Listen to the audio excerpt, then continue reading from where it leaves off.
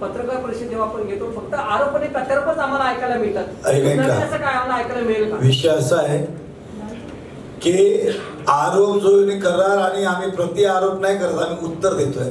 आम्ही प्रति आरोप केलं का त्यांच्यावर काही? मी त्यांना सांगितलं हे 3 कामं मला करून द्या. हा आरोप आहे का? कारण त्यांनी कमिटमेंट केलं होते, ते मागणी केली. महापालिकेमध्ये त्यांचा काय संबंध आहे मला सांगा? परिवहन मंत्रीचं काय संबंध आहे का? ते सन्मानपूर्वक त्यांचं विधानसभा क्षेत्रातली कामं असेल ते आणा. पण ते येऊन वारंवार काल पण आले, आता मी भ्रष्टाचारावर अंकुश ठेवेल. अरे तुम्ही भ्रष्टाचारी आहे म्हणून तुम्हाला जनतेने नकारलंय, आम्हाला थोडी नकारलंय, आम्हाला स्वीकारलंय. आणि स्वीकारल्यानंतर आम्ही या आता काम करू. पण तुम्ही दरवेळी येतात काही ना काही आरोप करून जातात. काल वेगळं काहीतरी वळण, काय जातीवाद, मराठी उत्तर भारतीय. कालपर्यंत तुम्ही उत्तर भारतीय करत होते, त्याला वाटलं नाही. आज मराठी उत्तर भारतीय. अरे मी सुद्धा निवडून आला तर मला मराठी माणसांनी मतं दिली आहेत ना.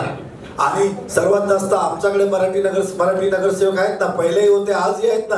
हे जातीवाद कधी जनतेने सुद्धा केलं नाही, लोकांनी सुद्धा केलं नाही. हे फक्त तुमचा पराभव झाला म्हणून काहीतरी तुम्ही मार्ग सोडता. दुसरं आपण जे सांगितलं होतं जातीवाद हिंदू मुस्लिम, हे छुपी युक्ती तुम्ही केली होती.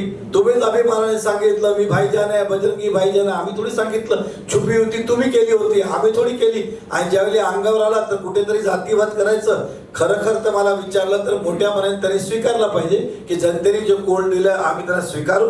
आणि जो कोणी सत्तार बसला त्यांना आमचा पाठबळ राहील, त्यांना आम्ही मदत करू. ह्या हे तुमचं उत्तर असलं पाहिजे होतं. तुम्ही येऊन परत आरोपच करतात. एकदा जनतेने निर्णय दिल्यानंतर कोणी आरोप केलं तर ते जनतेचा अपमान आहे. हे का आम्ही आरोप प्रति आरोप थोडी करतोय. मोठ्या मनाने आम्ही सुद्धा ज्यावेळी निवडणूक कधी पडतो आम्ही समोरचा व्यक्ती निवडून त्याला शुभेच्छा देतो की आमची शुभेच्छा तुम्हाला या शहराचा विकास तुमच्या हाताने व्हावा, हीच आमची शुभेच्छा. असे उत्तर असतात का? असं बोलतो का आपण आता आम्ही तुमचा भ्रष्टाचार काढू, आम्ही तुमचं असं कधी ऐकलंय का? आणि ते मंत्री आहे आणि ते पण सत्तेतले मंत्री आहे. एखाद्या विरोधकांनी सांगितलं तरी समजते, पण त्यांनी हे समजायला पाहिजे की बोलताना आता आपण काय बोलतोय. इलेक्शन संपला, वादविवाद संपलं, तुम्ही तुमच्या कामाला लागा, आम्ही आमच्या कामाला लागू.